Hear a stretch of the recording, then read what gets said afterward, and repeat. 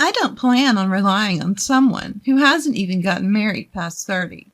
Acting all high and mighty with that chump change, I couldn't help but be shocked by the first words directed at me from the woman who was supposed to become my sister-in-law. My brother, with an even more malicious grin, turned to me. "Sis, just go home already. Please don't forget to leave your gift, though." The two of them laughed at me together. I felt something close to hatred towards my brother, but the next words he said made me lose even that emotion. "Well, it doesn't really matter if we have your gift or not. All our relatives love me, and they're probably giving us a lot of money. Mom likes me more than you, too, so she might even give me all of her property." Hey, that makes it sound like you're just using them for money. Well, it can't be helped. They're a good source of income. I never thought my brother could be such a terrible person. I was foolish for being considerate of these people. Despite it being our first reunion in a long time, my brother hasn't changed a bit since the old days. If anything, his terrible personality has only worsened, and I couldn't stand it anymore. I reached my limit and left the waiting room while the two of them laughed together. My name is Emma. I'm 32 years old. I work for a foreign cosmetics company. After graduating from college, I worked for another company, but I was lucky enough to be headhunted by my current company and changed jobs.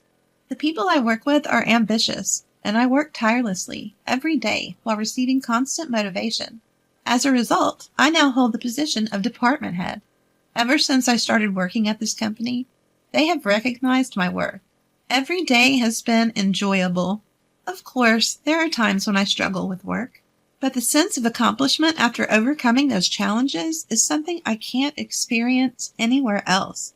I've never been one to spend my days thinking about how much fun I'm having every day, especially before going to college. My days were very stifling. I have a younger brother, Nate, who is 5 years younger than me. Ever since Nate was born, my mom has been completely devoted to him. She loves him so much that I became less important to her. As a young child, I couldn't find anything to fill the loneliness of not being cared for by my mom. The more my dad and relatives tried to pay attention to me, the more I missed my mom. On the other hand, Nate was the first boy born in our family in a long time. He was also the type to easily get spoiled by anyone. So before long, our relatives stopped caring about me and only doted on my brother. To make matters worse, I have a strong sense of justice and hate wrongdoing. Not many people find a child who points out problems so cutely. Because of this, I became more and more distant from my relatives. The worst part was Nate's personality. Having been pampered by my mom and relatives, Nate grew into someone who couldn't be satisfied unless he was the center of attention, and knew exactly how to behave to get it. You could say he was skillful and good at getting by in life, but you could also say he was manipulative. I couldn't get along well with such a brother. Nate often got into fights, and my mom always defended him. I started to lose my sense of purpose. Not just my mom, but my relatives also started favoring Nate, and I began to feel uncomfortable whenever our family gathered. Seeing me like this, Nate would say, "Why don't you go to the other room, sis?" He had a smiling face, but he was giving me a look that didn't allow any objections. At that time, Nate was in the first grade of elementary school. If something bothered him, he wouldn't hesitate to lie and make me look like the bad guy. I had long lost my position as the older sister. When my brother said that, I had no choice but to leave. But what hurt more than being treated like an intruder by my brother was the way my mother and relatives acted. When my father noticed I was gone and asked, "Where's Emma?" the relatives just shook their heads, and my mother said, "I don't know." Then Nate jumped in. Speaking of which, the other day, my mother and the relatives listened with great interest to his story, as if I never existed. It was so heartbreaking. Nothing changed, even when I wasn't around. At times like that, only my father's sister, Aunt Ava, worried about me. "Here you are. Don't you want to go back to the others? Or do you not want to?" As I cried quietly, sad and frustrated, my aunt sat down next to me without me noticing. She gently stroked my back as I buried my face in her lap. When I couldn't say anything, my aunt began to speak softly. I kind of understand how you feel, Emma. Maybe it's because I'm an older sister, too. Ever since my brother was born, he was the one who got all the attention. And you know how our relatives are, mostly women, right? So they really spoil the boys. I always thought it was unfair. You too, Aunt Ava? I was surprised. My aunt was always cheerful and in charge at family gatherings, and I never would have thought she felt that way. My aunt smiled gently in response to my question. Yes, when I was a kid. I was so jealous of my brother all the time. But he wasn't very talkative, so he wasn't always the center of attention like Nate. I think you must be feeling much worse than I did. Aunt Ava said this while gently stroking my head. I hadn't had my head patted like this in so long, and I felt a mix of emotions, happiness and embarrassment for letting her see how weak I felt. Our family has strong ties, you know. And Nate is kind of cunning, or maybe he's just good at winning people's hearts. He has that kind of personality, right? Everyone gets easily fooled by him. Really, Aunt Ava? You think that about Nate, too? I was surprised again, thinking that no one in the family saw my brother that way. Aunt Ava winked at me, surprised. So don't forget, I'm watching you, Emma. If you want, I can talk to everyone about it. No, it's okay. Just knowing that you're watching me is enough to make me happy. All right, I understand. But if there's anything you want me to hear, I'll listen. You can always rely on me. After that, I looked forward to seeing my aunt at family gatherings. Even now that I've moved away, I still keep in touch with her regularly. The only other contact I have is the occasional email from my father with updates. Since I rarely go home, I don't know much about my family and relatives' current situation, so I never expected to get this kind of news from my father. Nate is getting married. Right now, I don't have a partner. One by one, my friends are getting married, and lately, even my coworkers are in a marriage rush. At a time when I was feeling a bit anxious, I got the unexpected news of my younger brother's wedding. Even though I'm not unhappy with my current life, I felt down. Then Nate contacted me, adding insult to injury. Hey sis, long time no see. I'm getting married, and my fiancée is already pregnant. Don't worry about not being married and showing our parents your grandchild. I've got that covered. But in return, give us at least $10,000 as a gift. It includes the cost of giving birth. Kids are expensive, you know. My already low excitement to celebrate Nate's wedding dropped to 0. Because of his sense of entitlement, I even considered not attending the wedding. But I convinced myself that this was a once-in-a-lifetime family event and decided to accept Nate's request. On the wedding day, after the ceremony, we were led to a family waiting room to prepare for the reception. I reunited with my mom and relatives after a long time had passed without seeing them. Of course, the topic was all about Nate. I tried to accept it since he was the star of the day, but my past memories kept coming back. That day, the gloomy, cloudy sky seemed like it would rain any moment, and my mood got darker and darker. That's when my dad talked to me. Emma, it's been a while. How's work? Oh, Dad, I'm getting by somehow. I see. So would you consider coming back home more often? My dad said that, but I didn't feel like it. Yeah, I'll come back when work calms down. I need to go to the restroom now. I left the family waiting room. I couldn't get out of there fast enough. I thought I had changed a bit, but I see others don't change so easily. As expected, I felt uncomfortable in front of my relatives. I let out a big sigh. At that moment, my phone vibrated. Come to the bride and groom's waiting room right now. It was a message from Nate. What does he want at a time like this? I headed to the bride and groom's waiting room, pondering. Did you bring it? As soon as I arrived, Nate asked me this question. I didn't understand at first, but I realized what he meant from his and his wife's nasty looks. Yeah, I brought the $10,000 gift. Are you satisfied now? Congratulations on your wedding. I reluctantly offered my congratulations, even though my heart wasn't in it. But I immediately regretted being considerate. Only $10,000? I clearly said to give more than that. Isn't it common courtesy to give more than the requested amount? You're as clueless as ever, sis. Wait a minute. Isn't $10,000 already a generous amount? I gave it because you said the baby was coming. Isn't your attitude a bit much? If you choose to act like this, I don't want to be involved with you in the future. As I snapped back, Nate exaggeratedly clicked his tongue. I was really annoyed that, despite giving them the $10,000 they asked for, they still complained. As I glared at my brother, his wife standing next to him put her hand on her hip and laughed at me. Don't worry. We don't plan on relying on someone who's still unmarried in her 30s and acting so high and mighty for such a small amount of money. I couldn't help but be shocked by the first words directed at me by the woman who was supposed to be my sister-in-law. Nate also gave me a malicious grin. Yeah, just take your gift and leave. Make sure you leave the gift money. The two of them laughed at me together. I felt a strong hatred for my brother and his wife, but Nate's next words made me lose that feeling. Well, even without your gift, we'll be fine. All our relatives love me. I'm sure they give us a lot of money.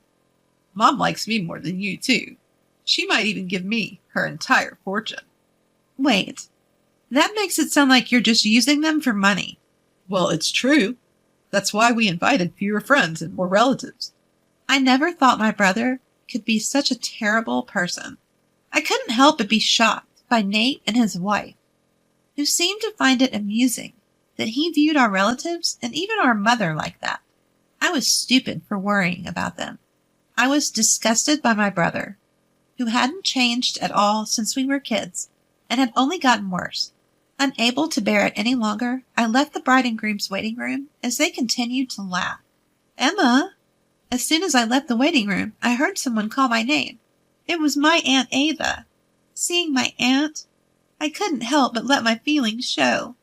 Auntie, I can't take it anymore. I'm leaving. When I said that, my aunt showed her anger. I heard what just happened. This is unforgivable. Everyone should know about it. But it's true that everyone likes Nate, right? If I say something, I'm sure no one will believe me. It's not like he's forcing our relatives to give them money, so it's just a matter of me putting up with it. It's fine. I don't think I'll ever see them again anyway. Apparently, my aunt had been worried about me looking uncomfortable in the relatives' waiting room and followed me when I left. After she had heard my conversation with Nate and his wife, my aunt suggested telling everyone. But after seeing the two of them laughing and looking down on our entire family and relatives, I had already given up. However, my aunt was filled with anger, contrary to how I felt.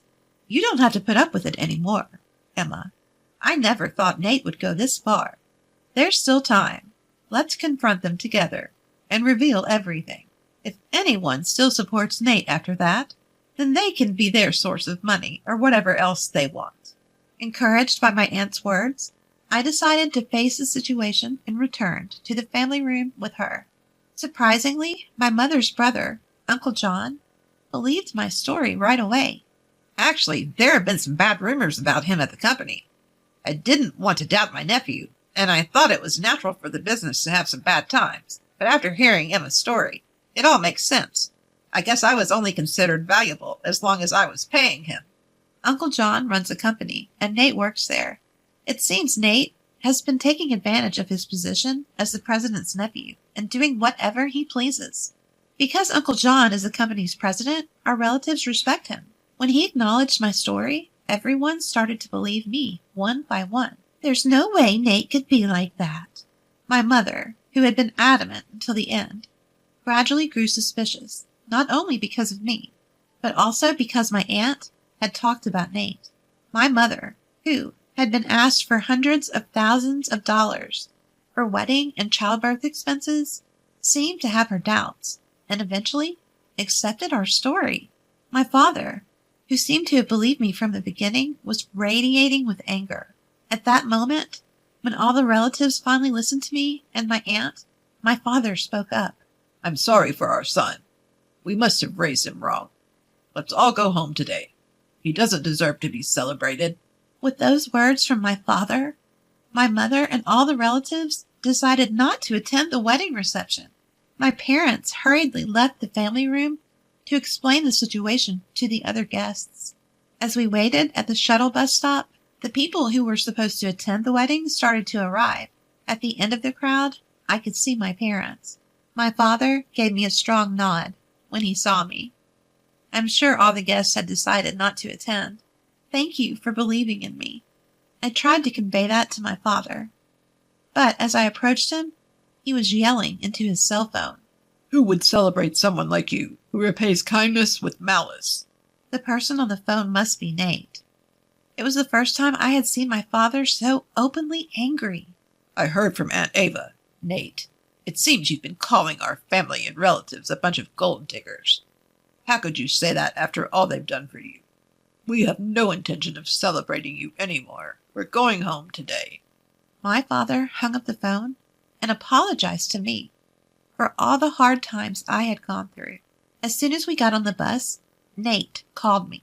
Emma and Aunt Ava turned everyone against us and spread rumors. Now nobody's left at the venue. I calmly responded to Nate, who was panicking and raising his voice. Your Aunt Ava heard you guys making fun of the family. She joined in the conversation, so everyone believed us. Can you stop saying I spread rumors? I just told the truth. It's the same thing. What are you going to do about it? And I don't know. We're already on the bus. Don't say that. Are all of them on the bus too? If so, please convince them to come back with you. At first, Nate was confident, but now his voice sounds like he's about to cry, realizing the situation is bad. But I didn't feel like forgiving him at all. You just want the gift money, don't you? That's not my intention. Either way, we're not coming back, so goodbye. I'll cut ties with you after this. Wait, sis. I heard my brother's desperate voice from the phone, but I hung up without caring. After that, cell phones started ringing, one after another on the bus. It must have been my brother and his wife calling, but no one answered the calls from someone who saw their family and relatives as cash cows. In the end, my brother and his wife couldn't get any gift money from the attendees, not just me, our parents and relatives.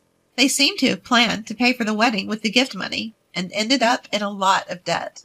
Not only me, but our parents and relatives were contacted for help, but no one was willing to help Nate anymore. On top of that, they lost contact with the few friends they had invited. The punishment for my brother was far from over. Our uncle fired Nate. He probably couldn't bring himself to defend my brother, who had been performing poorly and had a bad reputation. His wife had already quit her job for marriage, and even though they were in debt, I'm pregnant. She didn't seem to want to work. In the end, they had no money, constant fights, and decided to divorce before the baby was born. After giving birth, his wife tried to make money working at night, but her bad personality held her back, and she could barely pay off the debt. My brother couldn't find another job and got stuck in a cycle of borrowing more money to pay off his debts. He seemed to have come back home for help several times, but both our father and mother rejected him.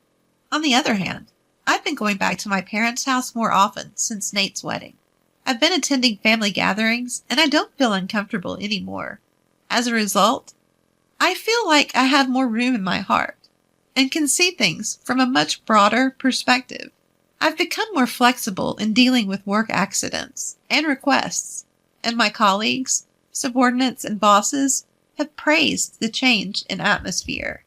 And just the other day, I was invited to dinner by a salesperson from a company we've been dealing with for a while. I feel a little excited about the long-awaited signs of spring.